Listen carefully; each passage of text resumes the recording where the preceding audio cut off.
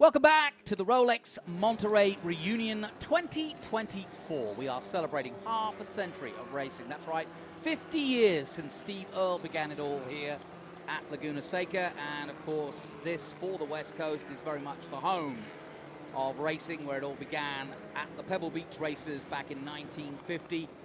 And so many of the greats, Dan Gurney, Parnelli Jones, Phil Hill, of course, as mentioned, the Pebble Beach races, all cut their teeth here at Laguna and made the names. And this year we are celebrating those race names.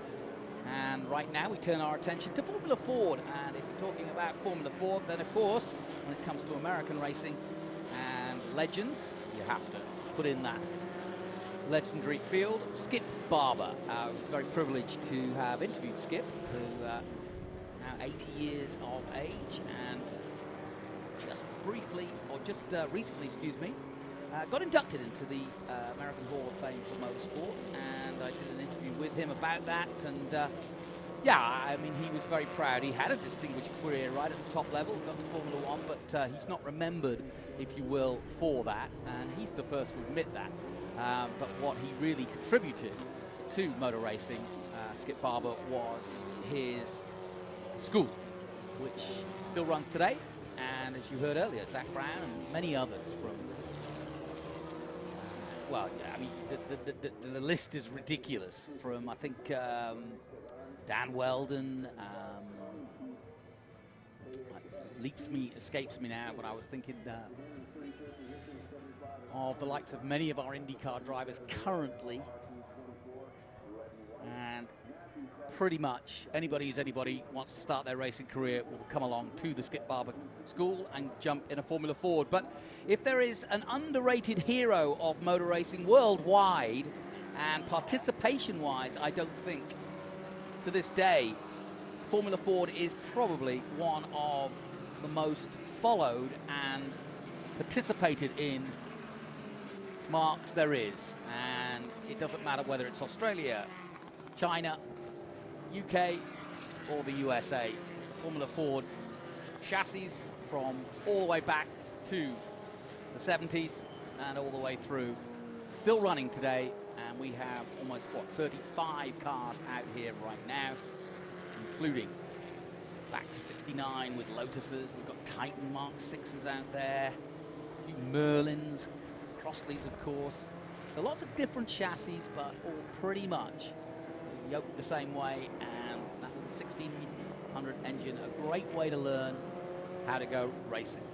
Always fun to watch. This should be fun because we've got some great cars out here and some good drivers, led by Danny Baker, who is a prominent member of the historic fraternity and has been for many years, drives many different cars. Also Oliver Ramler has also been out here. He's in a 1970 Titan, so look out for him. Martin Lauber, who we saw in the Formula One race just a few minutes ago, he's out in this one too. So they're busy, some of these drivers. Edwin and Oliver apart. So we've got some family fun out there as well. And all in all, some 35 drivers out of this, led by the pace cars. We go to the top of the corkscrew. And what a beautiful day this is for motor racing. And it just seems to be a fresh air breezing through the entire Laguna organization right now, with the news of the extension and almost preservation, if that's the right word, for the next 50 years to see this sort of racing and many others. You just saw the advert for IndyCar coming here. Joseph Newgarden, that was who I was thinking of. I think he got his start in Skip Barber. But so many have, Andy Lally, you name it. And so I think it's somewhat appropriate to celebrate both Skip Barber and what he achieved for American racing, and somewhat appropriate that he has just been inducted into the Hall of Fame. So this is a Group 1, 1967 to 1981 Formula Ford race. Some 35 cars led by Danny Baker, Adam White behind him. And it's two Lotus, it's a Lotus and a Lola going side by side to lead this one under the Mission Foods Rolex Bridge, and away we go.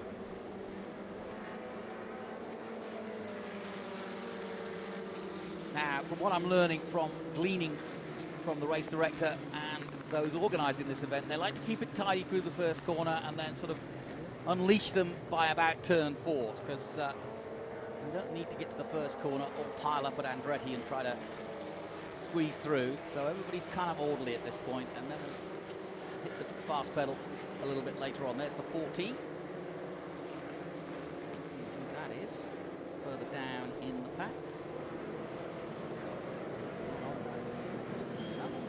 I'll find him. Ah, no, he is. Steve Jeffords in a Titan Mark 5. Here goes the 66. That's Max Minchel in a Royale RP31 from 1981. And like I said, it really does go through. But the beauty of Formula Ford, and I've said this when we've talked about Formula Ford in the past, it doesn't matter whether you've got a Van Diemen from 2021 or, you know, a Lola from 1978. It doesn't really matter.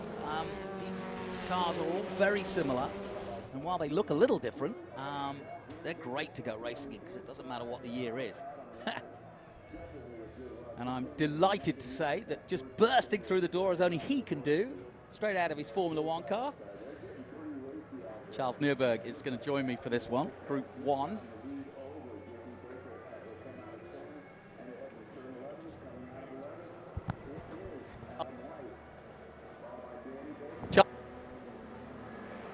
Charles is just joining me in the booth, but I'm going to let him catch his breath. He's just jumped out of his Williams, which I'm going to find out what happened to it, because he was in the Formula One category. Locking up there for a moment. Now we're racing. And these Formula Fords, all 35 of them now starting to really put these cars through their paces. And as always, it doesn't matter whether it's a modern-day Formula Ford race in Taronga, New Zealand, or Laguna Seca here in the USA. Formula Ford always puts on a good show. So it's White leading Baker and Willing in third. So Baker's lost his pole position and now drops down to second place. Charles, welcome to the booth. Are you all right, first and foremost? Thanks, Jonathan. It's nice to be back with you again. What happened? Well, we don't know yet. We're diagnosing electrical issues. It just, coming out of 4, it just quit, and all the lights on the dash lit up, which I've never seen before. So, you know, we didn't see it happen. We saw you leading, we saw you fighting with Cal, and then suddenly you disappeared, and we were like, oh. Yeah, I don't want to take away from this race, but Cal and I were having a great race. Yes, you were. Really a lot of fun, and I'm pretty gutted to have to have pulled in, but the motor ran just enough to get it back in the pits, and they're diagnosing the issue. I don't know if we'll be hors de combat for tomorrow or not. Oh, well. Well, we're watching Adam White putting on a great show here in his Lola T540, and I know you're a big man for the big cars, but do you like the Formula Fords as well? Oh, 100%. Yeah, I did a little Ford racing in my early days before I jumped into Atlantic, and as you can see, it's ultra competitive and a lot of fun. I was looking at the list, and you know, a bunch of these guys also have done a bunch of historic F1 stuff, and Formula Atlantic stuff, and Danny and I know Danny and Todd real well. They're both top flight Danny drivers. races around the world, doesn't he? Yeah. I'm afraid I don't know Adam, but he obviously knows what the hell he's doing. Ramleth and Lauber, I'm sure you've raced many a time Oh too. yeah, Martin for sure. He's a good pilot. Yeah, he is. Out against you last time out. You know, the nice thing about these Fords around Laguna is there's a lot of room for them to race. You know, it's not quite as tight as it is with some of the larger cars. So it's great stuff. You know, I was looking at the entry list, and there was one car in the paddock that I didn't see on the sheet, and it was Bob Earl's Swift DB1, which was the first of what I would call the uber technical Formula Fords. I remembered when it showed up at the runoffs, and everybody was just aghast at it. It was pull rod suspension and incredible aerodynamics, and there's one in the paddock. If people are here, they ought to go take a look at it. It's quite a machine. We'll be looking at that Minchel number 66 there. That's the Royale RP31, and that's pretty much raced its entire career on the West Coast in SCCA entries at Laguna here and Sonoma and Riverside from new. So that's been continually run here. That 1981 Royale, it's chasing hard on that little light blue car ahead of it, run by Martin Lauber. Lauber in a 1970 Titan Mark 6A. I did notice looking at the entry list that there were a plethora of Titans there. It was definitely one of the best Formula Fords, regardless of the period. Just really well built and easy to set up, and not surprised there's a bunch of them in the field. Yeah, I was just saying before you walked in, it doesn't really matter what the chassis is. Formula Ford is so well and evenly yoked that you can just get a smorgasbord of both years and different, body shapes and chassis where it's still equal racing. Yeah. Well, you're right. I mean, the proof's in the pudding. You got, at least in the first. Yeah, in the first 5 cars, there's a Lotus, a Lola, a PRS. And then 2 Titans, and then a Royale after that. And we're looking at a Crossley right here from 1975. John Flavin at the wheel. Yeah, there's a few names that stick out. Crossley's one of them. Van Diemen, of course, Modern stick out to me, and obviously the classics. As you mentioned, Titans, Lotuses. Yeah, so many people cut their teeth in these cars, learn setup. One of the big things, obviously, with these cars is learning to carry corner speed, because you don't have any excessive power to, pull you out of anything. Well, just explain that, because when you have all the power, you can literally stop on a dime and get out of there with the torque and use the car that way. But when you have an underpowered car, perhaps, or a smaller car displacement-wise, what you're totally trying to do is get through the corner with the highest momentum, right? So you don't bog down, so you don't lose the power, because it takes time to get it back up to speed. Yes, that's true. And, these cars obviously will accelerate, and if someone got in one, they would be surprised at how well they do accelerate. But there's no substitute in these cars for being able to carry corner speed and set yourself up, to get the maximum acceleration on an exit, down a long straightaway. Laguna is particularly difficult because of the hills you have to climb here, and I mean, carrying corner speed, up through 5 and 6 is just paramount. And the car you're looking at is an ode, if you will, to Ronnie Peterson's 72 European F2 Championship winning March 712, the colours and the look of the car. This battle continuing. It's interesting. March didn't end up building near as many Formula Fords as the other builders, because they jumped fairly quickly into Formula 3, Formula 2, Formula Atlantic, and then ultimately into Formula 1, Indy cars, prototype cars, but they definitely always made nice cars. Now that's Edward Lauber that we're looking at right now in this Titan, and I'm presuming that is son of. I believe you're correct. Down the corkscrew they come, just ahead of the 53 Ben Slotkin in the Titan Mark V. Charles, what were your first cars that you drove? The first car I ever raced was a Lotus Super 7 that I bought used from a gentleman in Arizona, and spent a lot of my time in engineering school in the machine shop making new bits out of better materials to fix all the stuff that would break on the Lotus. But that wasn't on the the curriculum, was it? But you did your own. I learned a lot. I rebuilt just about every piece and upgraded every piece on the car, and that's when I realized that there was a reason Formula Ford was the way to go, because instead of spending all your time making pieces that would last a race distance, you could focus your time on car setup and driving. And that was a revolution with Formula V, and then it was carried to the next level with Formula Ford. And both of those platforms allowed people to spend more time learning setup and driving, as opposed to just actually having to build a car that would finish a race. Yeah, no kidding. You've just been watching the Titan Mark 6, 1972, that 58 of Michael Wurrick. Raced around the country since its initial build, driven by professional drivers at various times. It's competed at Sonoma Laguna in the last 3 years. What else are you running then? We don't know what's going to happen to the Williams, but because all the dials came on. But what else are you out in? We've got the Eagle Toyota Mark III GTP. Oh wow, car. that looked awesome. It's a dominant car of its day, and you know, I was fortunate to win the race with it this morning. Yes. But we have an issue there as well. Oh, so, no. Something cropped up, but. Yeah, people think that nothing can go wrong and these things just, you know, go out. But, I mean, you are pushing these cars, and it's no surprise, really, that they have problems because you're not, yeah, you may not be going 10-10s, but when you guys and Cal Meeker are going at it, you're not going far off.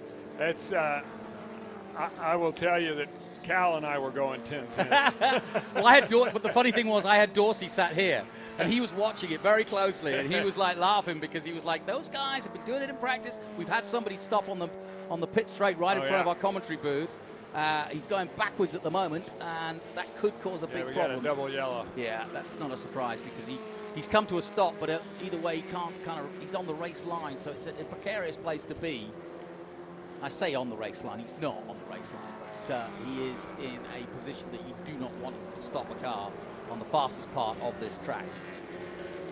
That's a scary spot to be in right there. I'll tell you, that guy is not having a good time right now. And he's crawling back slowly because obviously it's an uphill to that first turn one king. And yeah, not a nice position to be in. Meanwhile, look at this battle. It's continuing on. And that Merlin Mark 11A of Ben Zlotkin going side by side with his opponent. Just outside the top 10. Zlotkin currently in 12th. Edward Lauber in 11th. And as you can see, well, should have started talking about him. I know. I'm just talking about that particular car, and of course he goes round on me. Never mind. So out goes the 53.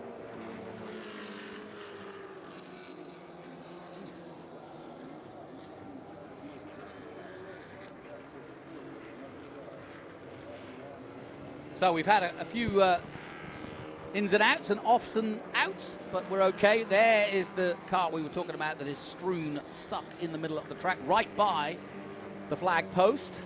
So at least they know exactly where it is. I see that Danny and Todd have taken up 1-2, which doesn't surprise me. Yeah. And they're trading. And there you go, yep. They're trading lap times that are almost identical, Danny and Todd are. Well, interesting, you know, unfortunately, that is Adam White, of course, who was leading right at the start of this one. Yeah, I know, it's very unfortunate. And the trouble is they can't get him out of there because there's no exit unless he goes forward, so he needs a push more than a pull. So I think they're just going to have to hold him there. They may, yeah, get it under safety and then remove him that way. They've got a truck to him, but we are under 4 pulse yellow, as you can see. Everybody's slowing back down again, and Danny Baker back in the lead ahead of Todd Willing, and now with Adam Waite in the Lola, the 78 Lola parked up in the number 21. That puts Oliver Ramlet up to 3rd place. You've raced him, I'm sure, in different types of historic racing, I'm sure. Yeah, he's setting nice times as well. Yes. Yeah, I mean, you're probably more eagle-eyed than I am. You're doing in the Formula 1s 119 to 120s, 136. That's pretty handy around here in a Formula 4. It is. Very handy. Yeah, 136 is no slouch with that horsepower. Is this one of your favorite tracks to race at? Yes, without a doubt. I mean, it's one of the historic tracks in the United States, and you know, it's been holding races here since the. Well, I should know exactly, but I don't. I know since the 60s for sure, and I'm not sure exactly when the first race was. But I think here, 1955, I think. I was thinking it was in the 50s because they stopped. They had to stop running at Pebble Beach. Yeah. And so it may have been built in 55 and started racing in 56, but it definitely obviously overtook from the Pebble Beach races. So. How much time do we have left here? No, I'm just looking at that. It says, yeah, it's hard to. It says, well, the clock's down to 0. We may finish under yellow. I'm not sure, but either way, we've had a bit of a disaster. Well, that would be a shame, but he is in a very precarious position. They've got the tow rope on him now, and they're starting to pull the car. So, you know, I think looks like the race has been going on for right at 15 minutes. So if they can get him clear, we might have another 5 minutes of free running, which would be great. Yeah, after all the sort of preparation and practice you've had, you'd really want to kind of get out there and at least finish it off, don't you?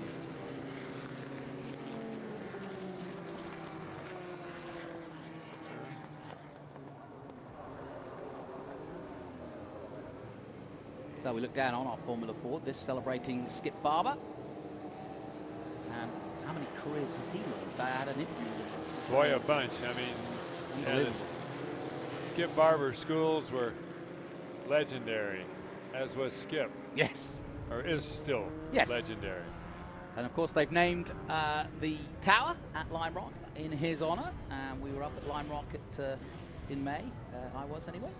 And nice to celebrate, see him as the Grand Marshal. Hopefully got Bill Warner coming up, our Grand Marshal for this weekend, who of course is a fountain of knowledge for all things American motorsport. Yeah, Skip has done an amazing job up there. You know, that part of Connecticut, to keep a track going there, that's no small feat. Yeah, and if you haven't been and you know the name, you might think, oh, Lime Rock, just like Road America or just like Watkins Glen. No, not at all. No, it's not. It's in the middle almost of ski country, Connecticut, isn't it? Yeah. And yeah, you could miss it if you were driving along. You could easily miss it. Yeah, it's tucked up there in the northwest corner of Connecticut, and you know they don't race on Sunday out of courtesy to the locals. And you know that track is a really interesting track. It's about as close to an oval as you're going to get on a road course.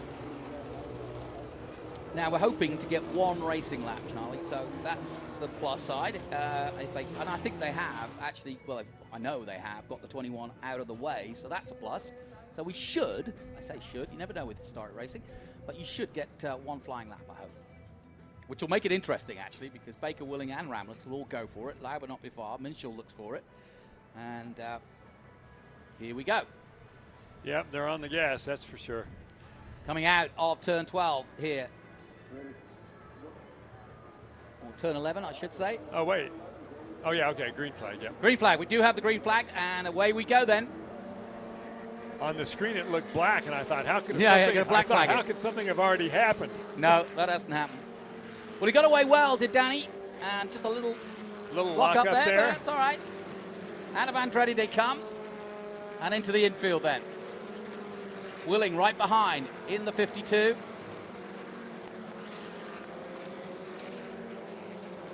Todd Willing in that 1978 PRS RH01. I think that's a pretty rare car. Yeah, it looks like it. Yeah, I was just so. looking at the history of it. Yeah, Multiple British Championship round victories and lap records. Second in the Formula Ford Festival of 1978. That car. Yeah. Of all people, my good mate Jeremy Shaw tested that car for Autosport. How about that? Cool. Always give him a shout out. You know, I bumped into somebody the other day. I said the other day, but I was down in New Zealand in January, and they said, Jeremy Shaw, this is Jeremy Shaw's car. And I said, what? Jeremy Shaw that lives in the States, the Englishman? And he goes, yeah. He goes, that's his car. He brought it down to New Zealand and left it. That's great. He's a great guy, Jeremy Shaw. Ah, he's great. Good value. Done a lot for the sport. Yes. And still does at a scholarship level, helping youngsters get through. Yeah, absolutely does. You know, you talk about Skip Barber doing what he's done. Well, Jeremy Shaw's done it in a different way in scholarship, taking people to the Formula Ford Festival and taking youngsters who probably never traveled before and really giving them an experience of what international motorsport and really putting them through their paces and to see whether they, you know, there is a little bit of touch of centers to them. Absolutely, yeah. Jeremy's been a great advocate for young racers, and well, they didn't give him the checker, so we're going to get another one. We're going to keep going. I love it. Well, we thought it was just going to be one lap, but we didn't see a white flag, and as you say, it was a green rather than a black flag, so we're racing. We've got some good racing going on here. It's a good battle for the podium, in fact. Max Minshall in the 66, coming alongside him. And Martin Lauber. This is all 4th, 5th, 6th, so they're all trying to get on the podium, but they're trying to sort themselves out to get there. Lauber, Minshall. And this is second, being overtaken. So good battle for second and third as well, as Baker continues to lead up the hill to the top of the corkscrew. Those tires are getting a little hot and warmy now. Yeah. Up the Rahal straight. I love that shot from the drone. It's just great. You get a sense of speed, and you also get a sense of the drama of where you are. 5 stories down the hill. It must be fairly frightening at that low when you're in the Formula One car. Can you see anything? It happens so fast. You have to kind of turn before you see it. Right. You see, there's a ridge line across the track where it really breaks over, and you have to just kind of muscle memory know that that's where you start your turn. But I've always been surprised at how the corkscrew, despite its obvious line, has allowed other people sometimes to take completely different lines. That's true of 4 wheels and 2 wheels. There's the white flag, finally. No, you're absolutely right about that. There are a couple of different ways to attack the corner, and a lot of it depends on whether you're having to defend going up into turn 8 at the start of the corkscrew, or whether you have some gap behind you to really do what you want. Obviously, if somebody's right on your tail, you're not going to take a wide line under braking and let someone have the opportunity to dive underneath you. And that does affect how you set up for the rest of the corkscrew. Yeah. So closing stages of this one, and under pressure now. And here for the lead. Look at this side-by-side action. Whoa. This is great. Danny Baker trying to defend. Top willing, good willing, God willing, trying to get through. Oh, great racing, and he has done. Well done. I'm thinking Todd's been setting that up for a few laps. Well, I wouldn't be surprised if Danny makes another move. And look at this, Ramleth coming into the game. Here we go. Ramleth in the 93. Yeah, there we go. Haven't had too much time to talk about Oliver Ramleth in the Titan Mark 6, but he's right there in third. He can still win this. Yeah, doing a very nice job. 2 corners to go then. What a great race. Sure is. Todd Willing then, on his way. Everything that you would expect. Yeah. Oh, and he just goes a little bit too wide, trying to get deep into the final corner. But here he comes to take the checkered flag in our Group 1 first race, the Skip Barber. Oh! That was great. Did Baker get it? No. That was. Of course, we saw it from an oblique angle, but we got a weird angle of it. Awfully close. Well, Danny put his hand up. 0.056, I'm told, the gap. So that is, and it was Todd Willing. Good on him. Whoa, what a race. Wow. Well, that really was Todd Willing, God willing at that point, because there was nothing between them. That was great. That's how we like to see our historic racing, within less than half a second. Who says historic racing doesn't put it all out there? Love it.